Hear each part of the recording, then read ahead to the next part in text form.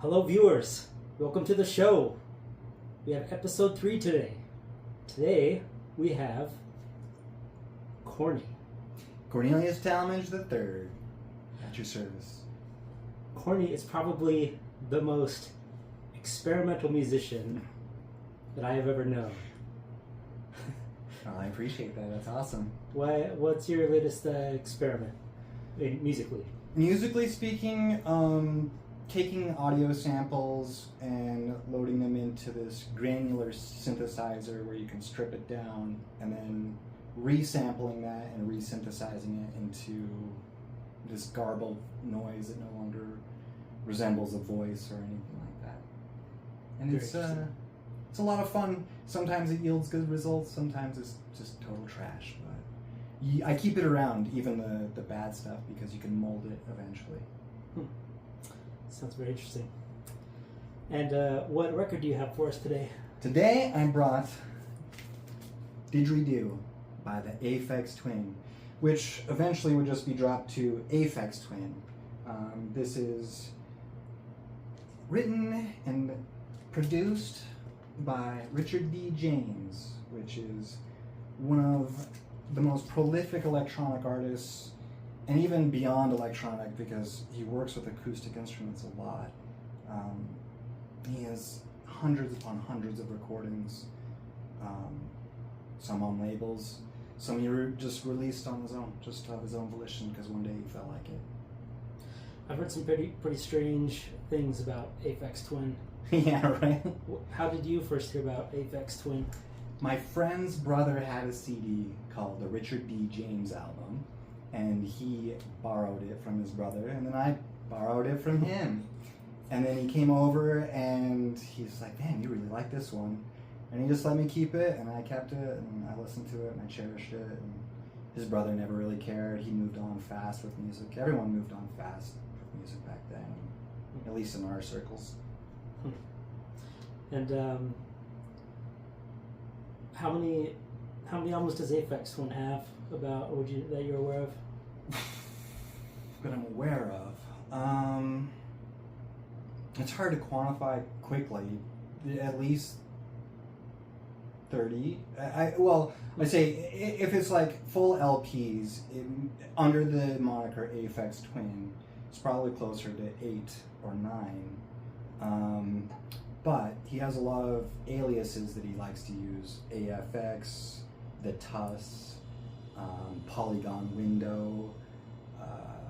He's gone by many names, usually so that there's no association with the Aphex label. That way you can get a better judge of like what people think of it without the expectation of his name being attached. I have heard that Aphex Twin is also that they put on some pretty strange performances.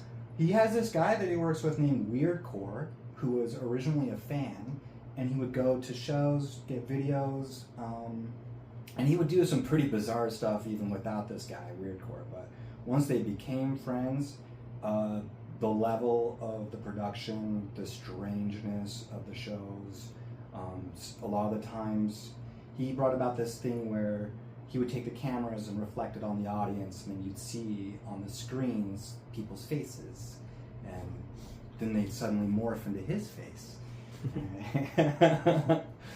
Which is a theme of his, superimposing his face over his fans, and over everything.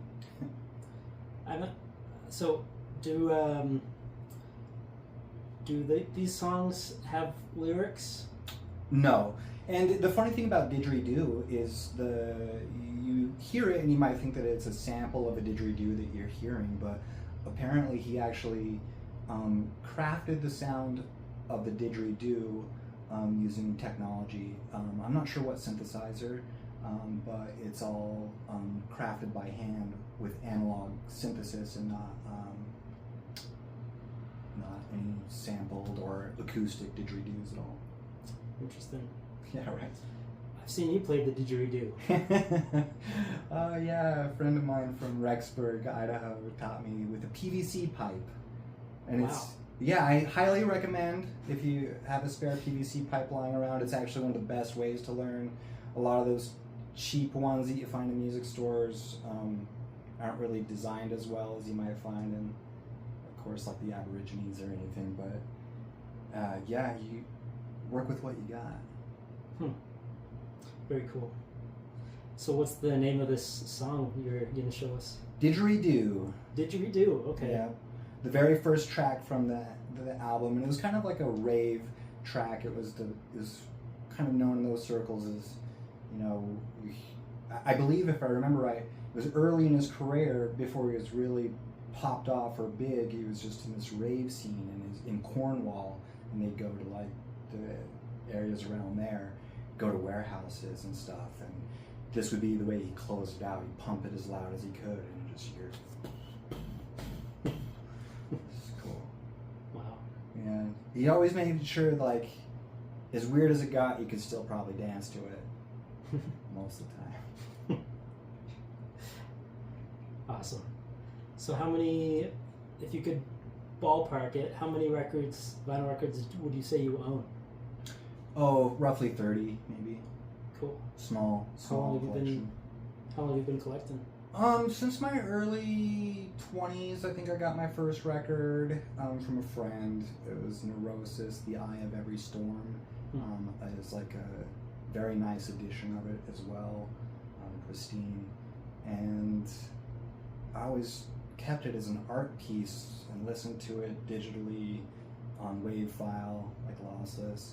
And I only spun it like a few times with him way back in the day, and now it just is a big art piece of memories, you know. I like to do that with records. It's a way of having a big, nice piece of art. What year did this one come out? Let's see here. I know it's early. Let's see. Where are you, copyrights?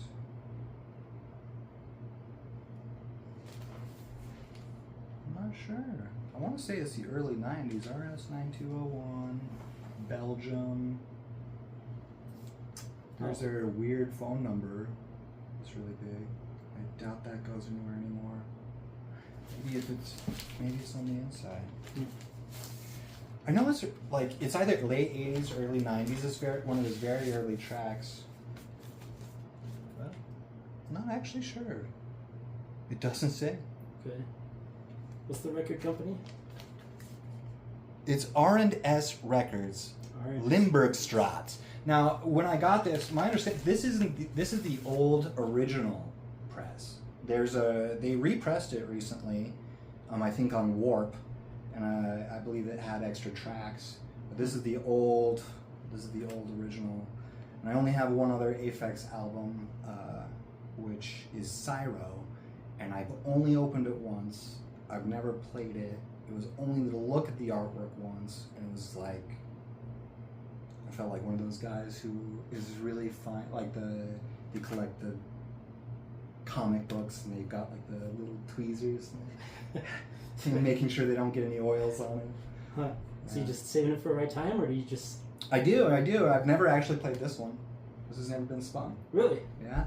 All right. This is from This is great. a local DJ, Mr. Guy. He is a collector of mini records, very fine taste. Listen to a lot of Square Pusher and Aphex Twin and the like, the kind of stuff I listen to. So I always gravitated to him and his collection, and anytime he was selling records, I'd always look for, the Aphex and whatnot. Where was that at? This little venue called Y Sound had this phase where they were selling records. That's where I got all these. Very cool. Well, most of them. I got a pretty decent, like a 10 record collection recently from my uncle as well. It's like old school, like Aussie stuff. Yeah. Yeah. It's fun. It's fun to see other people's collections. Yeah. It's nice to get a piece of his history too. Right on. Cool. Well, should we give it a spin? Let's. All right. I'm excited.